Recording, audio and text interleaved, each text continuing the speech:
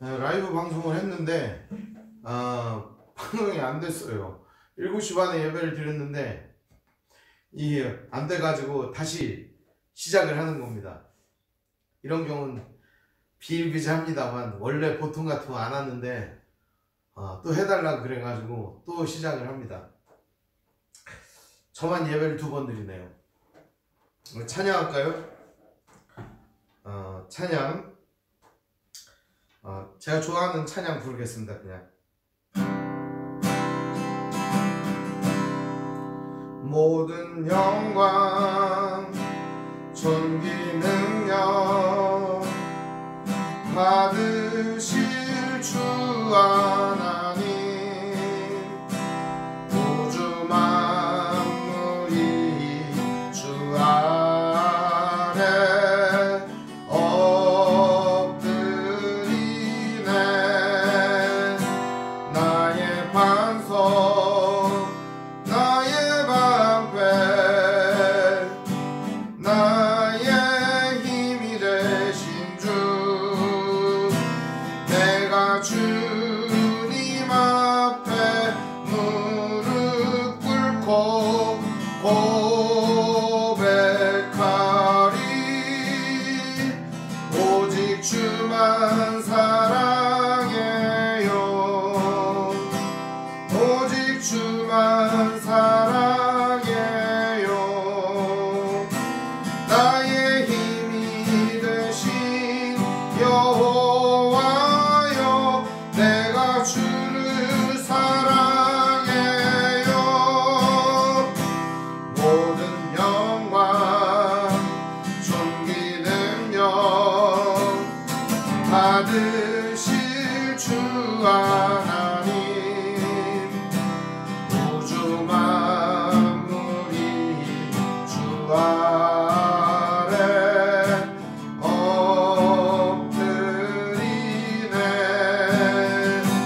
나의 반석 나의 방패 나의 힘이 되신 주, 내가 주님 앞에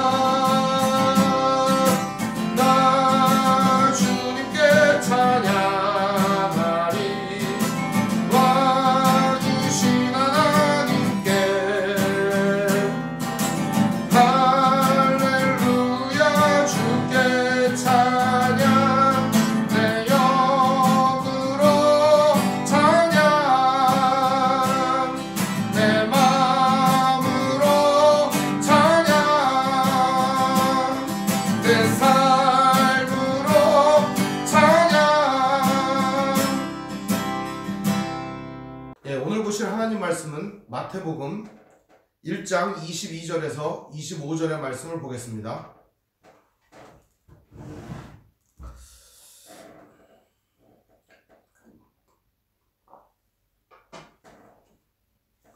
마태복음 1장 22절에서 25절의 말씀을 보겠습니다. 제가 읽겠습니다. 이 모든 일이 된 것은 주께서 선지자로 하신 말씀을 이루려 하심이니 이르시되 보라 처녀가 잉태하여 아들을 낳을 것이요 그의 이름을 임마누엘이라 하리라 하셨으니 이를 번역한즉 하나님 우리와 함께 계시다 함이라. 요셉이 잠에서 깨어 일어나 주의 사자의 분부대로 행하여 그의 아내를 데려왔으나 아들을 낳기까지 동침하지 아니하더니 나음의 이름을 예수라 하니라. 아멘. 오늘 말씀의 제목은 이름을 예수라 하니라 라는 제목으로 말씀의 은혜를 나누고자 합니다. 이름을 예수라 하니라. 이름이라고 하는 것은 참 중요한 겁니다. 사람에게 있어서 이름이라고 하는 게 얼마나 중요한가. 이런 속담도 있죠. 호랑이는 죽어서 가죽을 남기고 사람은 죽어서 이름을 남긴다. 죽은 뒤의 삶을 사람들은 엄청나게 신경 쓴다는 얘기죠. 살아서의 삶보다 죽은 뒤의 삶을 많이들 신경을 씁니다. 그런데 오늘 우리에게 있어서 가장 중요한 것은 현실입니다. 현실의 삶을 잘 살아내면 죽은 후의 삶도 잘 될 것이고, 현실의 삶을 엉망진창으로 살아내면 죽은 이후의 삶도 엉망진창이 될 것이 분명하기 때문입니다. 오늘 지금 이 시대 현실을 잘 살아내는 것, 그것이 바로 믿음이고 진리고 오늘 우리가 해나가야 될 신앙인 것입니다. 오늘 현실 앞에 무릎 꿇고 오늘 현실 앞에 하나님의 살아계심과 함께하심을 느끼지 못하고 누리지 못하고 드러내지 못하고 증거하지 못한다면 오늘 우리의 삶은 헛된 삶일 수밖에 없습니다.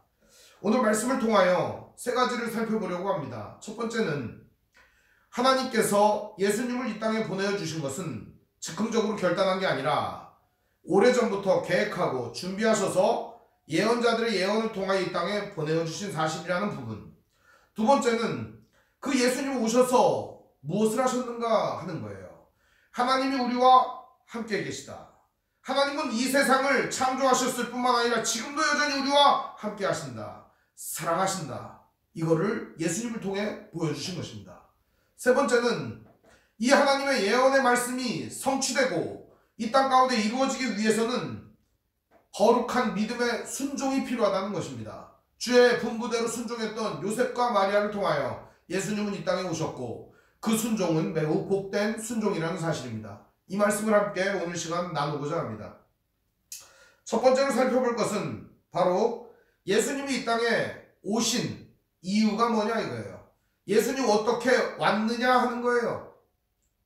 예수님은요 분명한 이유가 있었던 겁니다. 하나님이 즉흥적으로 야 예수님 빨리 내려가라 이렇게 해서 내려온 게 아닙니다. 오래전부터 하나님께서는 예수 그리스도의 오심을 예언해 주셨고 그 예언이 이루어졌다는 사실입니다. 성경을 예언자, 선지자 이렇게 말할 수 있는데요. 특히 구약 성경을 그렇게 말할 수 있습니다. 여러분이 혹시 신약 성경을 읽다가 선지자 이런 게 나오잖아요. 그러면 그거는 구약 성경을 지칭하는 말이다 이 생각해도 무방합니다. 신약 성경에 이제 선지자라고 하는 말이 나와요. 오늘도 나오죠. 뭐라고 나옵니까? 이 모든 일이 된 것은 주께서 선지자로 하신 말씀을 이루려 하심이다 이렇게 돼 있죠. 그러니까 선지자로 하신 말씀을 이루려고 하십니다. 그럼 어떤 선지자? 이것은요 어떤 선지자가 아니라 구약 성경 전체를 말하는 거예요. 지금은 구약 성경이 모세오경, 그 다음에 성문서, 역사서, 대선지서, 소선지서 이렇게 구분이 지어져 있잖아요. 그런데 옛날에는 히브리식 배열은 전선지서, 후선지서 이렇게 구분을 지었어요. 역사서하고 성문서하고 모세오경을 포함한 성경을 전선지서, 그리고 이 예언서 있죠. 이사야부터 말라기까지 이 모든 대예언서, 소예언서를 포함한 이거를 후선지서 이렇게 보여줬어요. 그러니까 선지자 그러면 구약 성경 전체를 가르치는 말입니다. 오늘 그래서 이 모든 일이 된 것은 주께서 선지자로 하신 말씀을 이루려 하십니다. 이 얘기가 뭐예요? 그러니까 구약 성경 말씀대로 이루어진 일이다, 그 얘기입니다. 그냥 핵심은 그거예요. 자, 그러면 이 모든 일이 된 것은, 이 모든 일은 무슨 얘기를 말하는 걸까요? 이 모든 일이 된 것. 그럼 이 모든 일은 뭐예요? 그게 이 모든 일은 다른 일이 아니라 예수님이 오심, 그리고 마리아와 요셉이 만남, 그 이전에 사가랴와 엘리사벳의 만남, 그리고 사가랴와 엘리사벳을 통해 세례 요한의 태어남, 그리고 이 모든 전 과정을 다 뭐라는 거예요? 하나님께서 주관하시고 선자들의 예언을 통하여 이루셨다 하는 겁니다. 그 이루신 예언의 이야기가 마태복음에 등장을 하는데, 마태복음에 많이 있어요. 이런 예언이 어떻게 이루어졌는지. 오늘 말씀도 그 얘기거든요. 보면은 22절에 나오죠. 이 모든 일이 된 것은 주께서 선자로 하신 말씀을 이루려 하십니다. 이 얘기가 나오고 2장에도 보면 이렇게 나와요. 2장 15절에도 보면, 넘어갈까요? 2장 15절 보면 헤롯이 죽기까지 거기 있었으니 이는 주께서 선자로 통하여 말씀하신 바 애굽으로부터 내 아들을 불렀다 함을 이루려 하십니다. 또 조금 있다가 그 얘기가 나옵니다. 18절에도 2장 18절에 라마에서 슬퍼하며 통곡하는 소리가 들리니 라헬이 자식을 위하여 애곡하는 것이라. 그가 자식이 없으므로 위로받기를 거절하였도다 함이 이루어졌느니라. 그 외에도 23절의 말씀, 2장 23절, 나사렛이란 동네에 가사니 이는 선자로 하신 말씀에 나사렛 사람이라 칭하리라 하심을 이루려 하심이로라. 그 외에도 3장 15절, 4장 14절, 5장 17절, 8장 17절, 12장 17절, 13장 14절, 21장 4절, 27장 9절 등등의 말씀들을 통하여 성경의 예언이 어떻게 성취되는지를 드러내주고 있습니다. 대표적으로 메시아 예언으로서 12개가 등장을 합니다. 12라고 하는 게 구약의 12지파를 상징하는 완전한 숫자를 의미하는 거예요. 그래서 예수 그리스도께서는 구약의 12지파가 완전하게 이루지 못한 그 사역을 완전히 이루실 수 있는 분이라는 사실을 보여주고 있는 것입니다. 예수님이라고 하는 존재가 완전한 존재라고 하는 것을 말씀을 통해서 계속 말해주고 있는 거예요. 7을 2번 곱한 14, 이것이 족보에 계속 나오죠. 14대다, 14대다, 14대다. 그리고 예수님께서 하신 말씀을 이 마태는 5개로 구성을 했어요. 오경적 구조라고 그러는데 설교를 1편, 2편, 3편, 4편, 5편 이렇게 해갖고 묶어놨어요. 모세보다 훌륭하신 분이다, 그 얘기하고 싶은 거죠. 예수님은 어떤 선지자보다도 위대한 분이다 라고 하는 것을 이 마태복음을 통해 드러내주고 있는 것입니다. 중요한 사실은 오늘 예수님께서는 그냥 즉흥적으로 내려온 게 아니라는 거예요. 할 일 없어 내려온 게 아니라는 거예요. 구약 성경에 예언된 그 말씀을 이루려고 내려오셨다는 사실입니다. 자, 그럼 구약 성경에 예언된 내용이 뭐냐 이거예요. 예수님 왜 왔냐 이거예요. 예수님은 하나님이 우리와 함께 계신다는 사실을 알려주기 위해서 이 땅에 오신 것입니다. 하나님이 우리와 함께 하신다. 하나님이 우리를 사랑하신다. 하나님이 오늘 우리들을 원하신다. 이거를 알려주기 위하여 이 땅에 내려오신 것입니다. 그리하여 예수님은 몸으로 직접 하나님의 사랑을 드러내 주셨습니다. 그것이 뭐예요? 이 땅에 내려오신 인카네이션, 성육신하심이죠. 그리고 이 땅에서의 공생애를 사시고 인간과 똑같이 먹고 자고 사시고, 그리고 십자가를 지시고 죽으시고 부활하시고 다시 오시마 약속하신 이야기입니다. 이 이야기가 결국 오늘 우리에게는 뭐예요? 복음이라는 거예요. 복음. 예수님이 이 땅에 오심 자체가 복음이죠. 그 얘기를 오늘 마태복음은 뭐라고 얘기합니까? 하나님이 우리와 함께 계시다. 이거를 예수님이 알려주시기 위해서 오셨다는 거예요. 자, 그러면 이 예언의 말씀은 어디서부터 등장을 하느냐? 이사야 7장 14절부터 이 이야기가 시작됩니다. 이 예언의 말씀이 시작된 건 이사야 7장 14절이에요.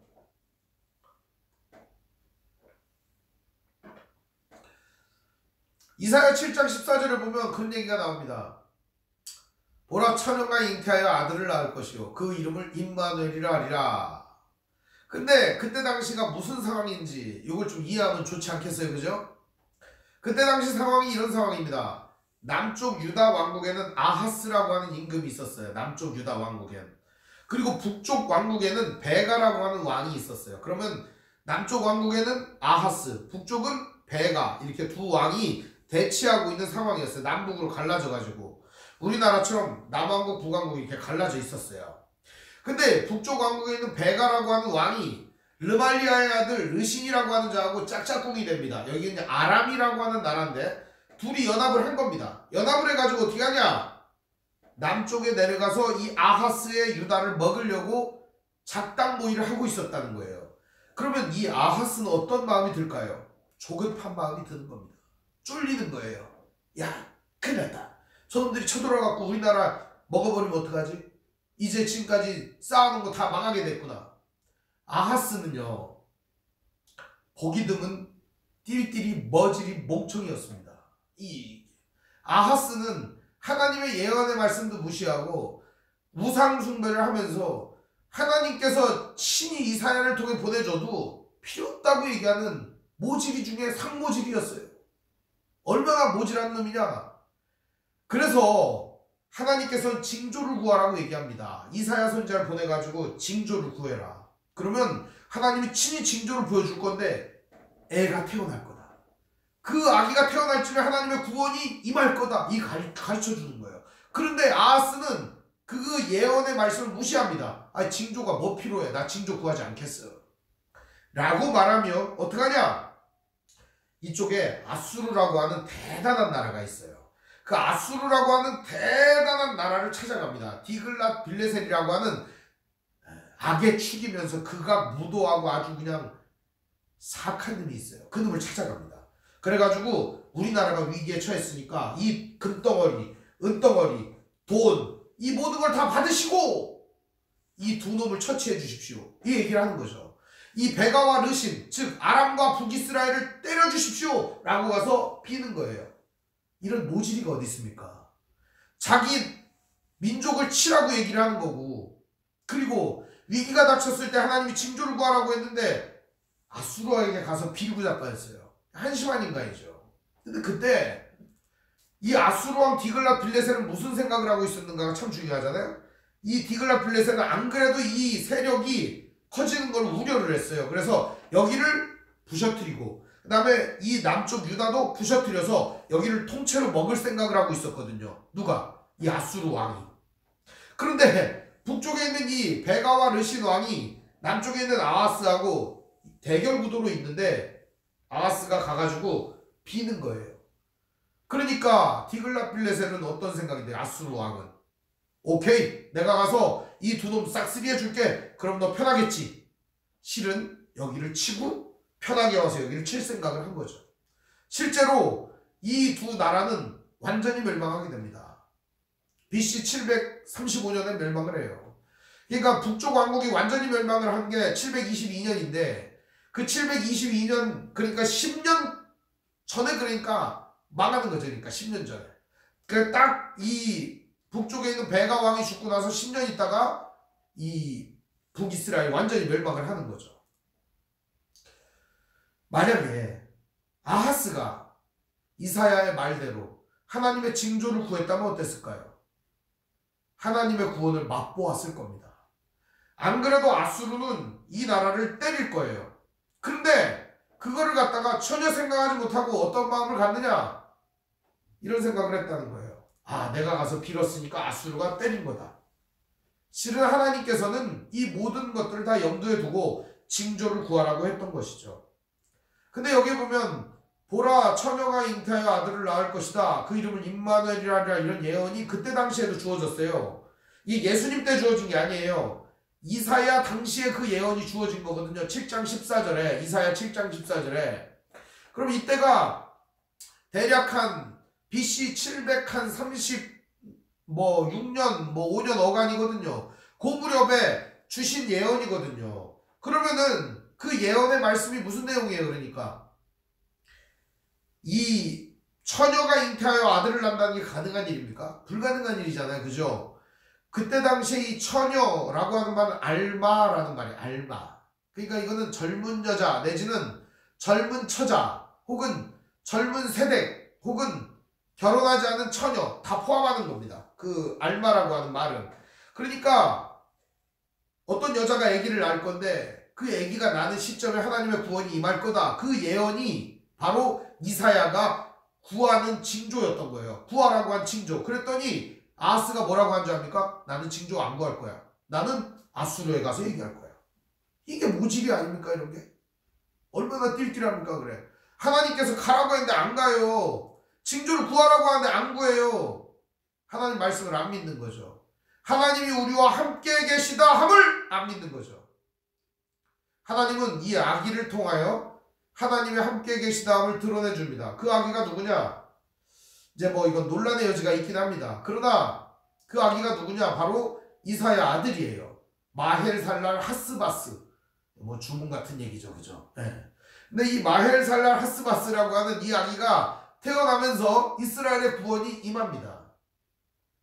하나님의 놀라운 은혜죠. 실제로 디글랏빌레셀이 북쪽을 쓸어버려요. 그래가지고 구원이 임하는 겁니다. 그때 당시 어떤 시대였어요? 그러니까 이 임마누엘의 예언이 주어질 당시가 왕도 하나님을 안 믿어요. 사람들도 하나님을 안 믿어요. 하나님이 함께 계신다는 사실 더더욱 믿을 수 없는 시대.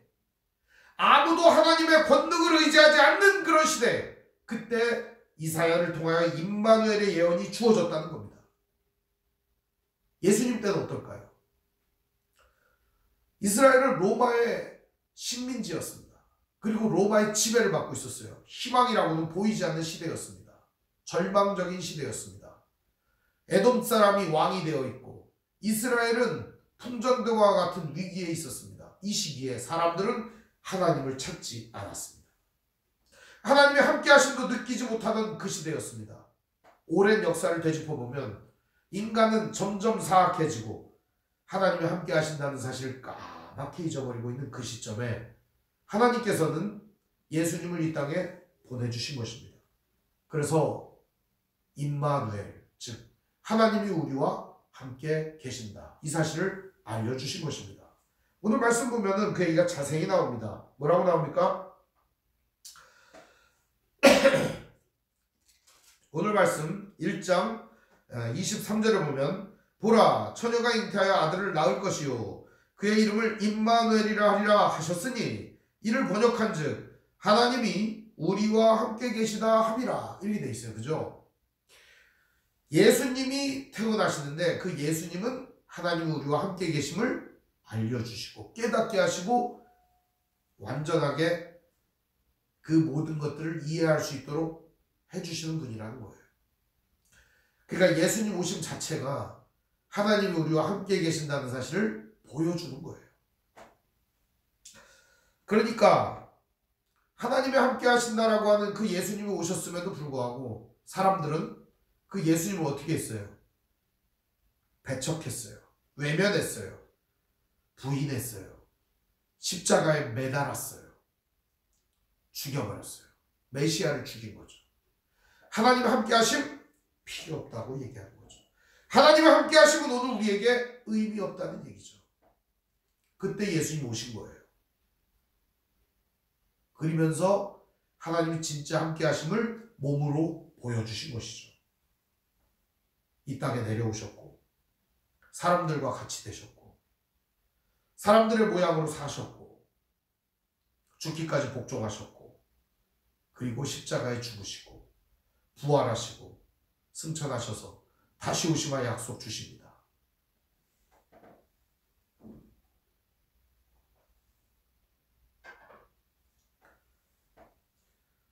예수님의 오심은 이렇게 즉흥적으로 이루어진 것도 아니고 오랜 예언을 통하여 오랜 하나님의 말씀을 통하여 이루어졌고 바로 하나님은 우리와 함께 하신다는 사실을 가르쳐 주시는 놀라운 이야기입니다.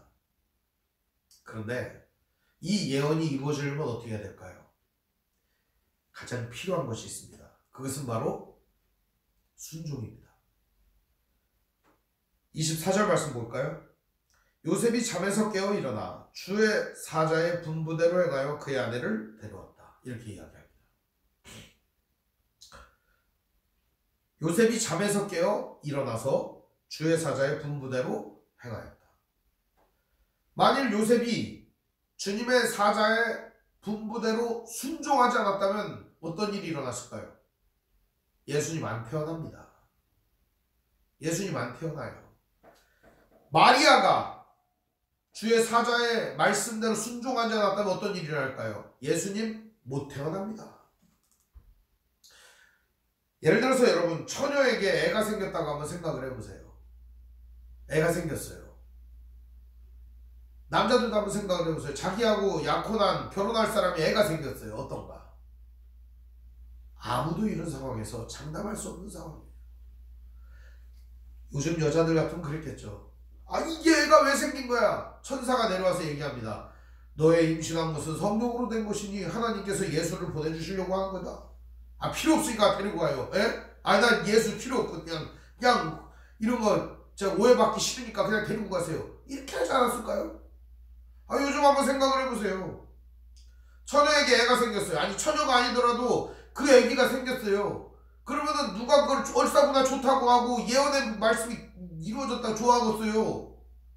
그냥 승질나는 거죠. 누가복음에 보면은 이 마리아의 반응이 나와 있어요. 너의 임신한 것은 성령으로 된 것이다 라고 하는 예언의 말씀이 들리자 마리아는 이렇게 말합니다. 주의 계집종이 이오니 주의 뜻대로 이루어질 것입니다. 요셉에게 천사가 현몽합니다. 마리아 데려오기를 두려워하지 말라. 그에게 임신한 것은 성령으로 된 것이다. 군말 없이 데리고 옵니다. 여호와 하나님의 말씀대로 순종합니다. 순종을 통해 우리는 하나님이 우리와 함께 하심을 경험할 수 있습니다. 순종하지 않는 사람은 절대 이걸 경험할 수 없어요. 하나님이 우리와 함께 하심을 경험할 수 없어요.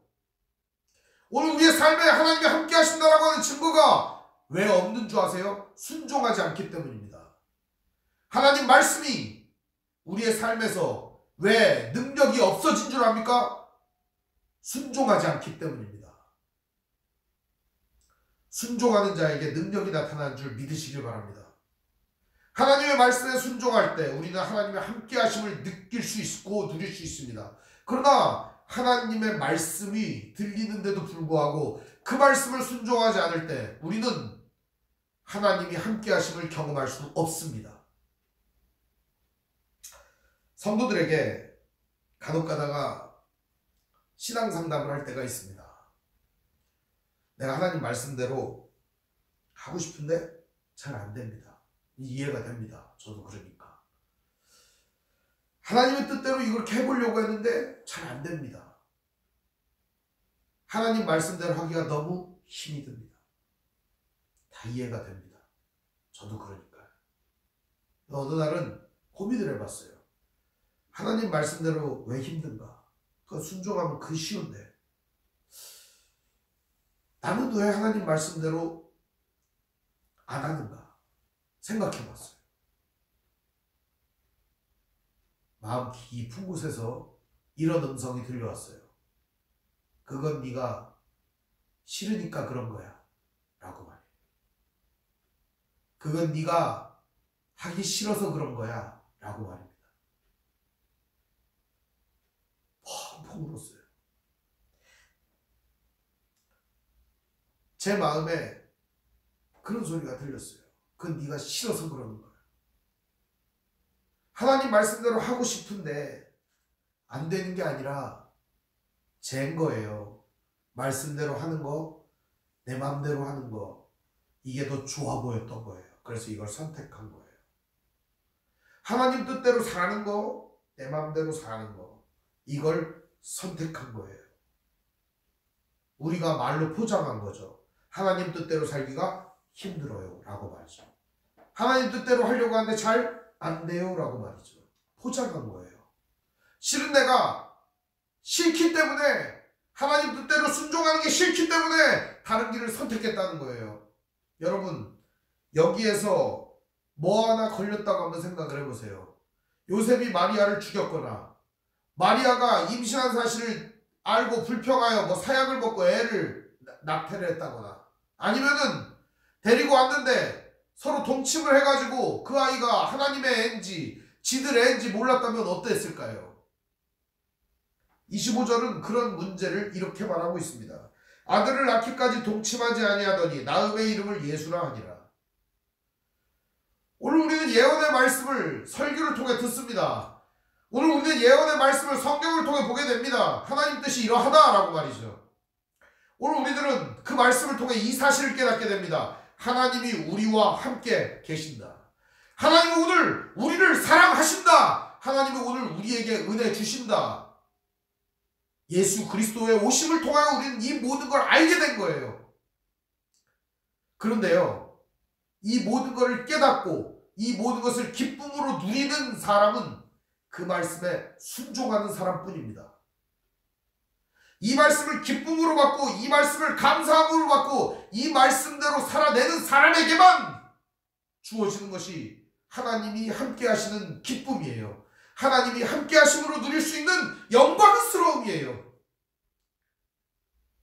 하나님의 함께 하심을 누리지 못하는 사람들, 여전히 외로운 사람들, 여전히 괴로운 사람들, 여전히 두려운 사람들의 마음속에는 하나님의 함께 하심이 없기 때문이에요. 즉 여호와 하나님의 말씀에 순종하지 않기 때문이에요. 우리는 순종할 때 하나님의 함께 하심을 경험할 수 있습니다. 우리는 순종할 때 하나님의 함께 하심이 풍성히 나타나고 누릴 수 있습니다. 내가 하나님 말씀에 순종할 때 나와 함께하는 이들은 하나님의 함께 하심을 경험하게 될 겁니다. 내가 하나님의 말씀에 순종할 때 우리의 이웃은 우리가 하나님과 함께 하심을 경험하게 될 것입니다. 세상은, 교회가, 성도들이 하나님의 말씀에 순종할 때 하나님의 함께 하심을 경험하게 될 것입니다. 세상이 교회를 욕해도, 세상이 성도들을 욕해도, 세상이 우리들에게 손가락질을 해도 우리가 하나님의 말씀에 순종하며 거룩한 길을 걸어가며 이웃사랑을 실천하며 하나님의 놀라운 말씀에 순종한다면 세상은 하나님의 함께 하심을 경험하는 거룩한 하나님의 나라가 될 것입니다. 사랑하는 성도 여러분, 오늘도 그 말씀을 좋아하시기를 바랍니다. 하나님의 함께하는 것이 진정 좋으시다면 순종으로 나아가시기를 주님의 이름으로 축원드립니다. 기도하겠습니다. 사랑과 은혜가 풍성하신 아버지 하나님, 감사합니다. 오늘 우리가 하나님의 말씀에 순종하며 나아가게 하여 주시옵소서. 오늘 우리의 삶을 주님께서 붙들어 주시고 오늘도 예수 그리스도를 보내어 주셔서 우리를 구원하신 하나님의 은혜를 깨닫게 됩니다. 순종함으로 이 믿음의 삶을 이어갈 수 있도록 역사하여 주시옵소서. 우리 주 예수님 이름으로 기도합니다. 아멘. 주님 가르쳐 주신 기도로 마치겠습니다. 하늘에 계신 우리 아버지, 아버지 이름을 거룩하게 하시며 아버지의 나라가 오게 하시며 아버지의 뜻이 하늘에서와 같이 땅에서도 이루어지게 하소서. 오늘 우리에게 일용할 양식을 주시고 우리가 우리에게 잘못한 사람을 용서해 준 것 같이 우리 죄를 용서해 주시고 우리 시험에 빠지지 않게 하시고 악에서 구하소서. 나라와 권능과 영광이 영원히 아버지의 것입니다. 아멘.